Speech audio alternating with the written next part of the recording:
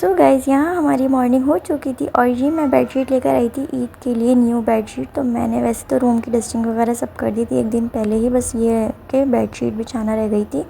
तो फिर मैंने वो भी आज बिछा ली और इतने में मेरे हस्बैंड रेडी हो रहे थे ईद की नमाज़ के लिए। और फिर मैंने उनको शीर ख़ुरमा दिया। शीर ख़ुरमा मैंने रेडी कर लिया था, रात में ही बना के रख लिया था जल्दी ही।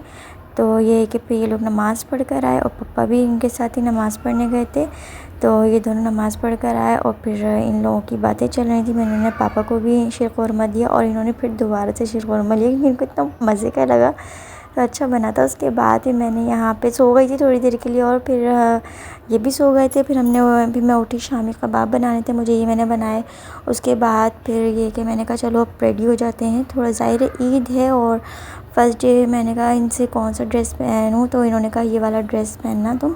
तो फिर मैंने अपनी सारी चीज़ें निकाली और फिर मैं मेकअप वगैरह किया मैंने अपना, क्योंकि सारा दिन तो मैंने कहा भले कहीं जाना हो ना हो, बट ये है कि हम रेडी होके थोड़ी सी पिक्चर्स वगैरह ले लेते हैं क्योंकि ईद है। ईद के दिन तो एक दिन तो हमारा स्पेशल सा होना चाहिए ना, अच्छा सा। तो फिर ये भी रेडी हुआ और मैं भी रेडी हुई। फिर हमने थोड़ी सी पिक्चर्स वगैरह वीडियोस बना ली थी और यहाँ मेरे हस्बैंड ने कहा कि लाओ मैं तुम्हें चूड़ियाँ पहनाता हूँ। तो ये है कि बस कहीं जाना तो हुआ ही नहीं, फ़िलहाल तो घर में ही थे। अब ये है कि हम कल जाएंगे, कल मेरी मम्मा के घर दावत है, तो मम्मा ने मुझे बुलाया है तो मैं फिर वहाँ जाऊँगी कल। रेडी और ये रही मेरी चूड़ियाँ और ये रही मेरी झुमकियाँ। मैं हो गई हूँ रेडी और सिंपल सा ही मेकअप किया है मैंने और ये मेरा आउटफिट। आप सब बताइएगा कैसा लग रहा है आप लोगों को।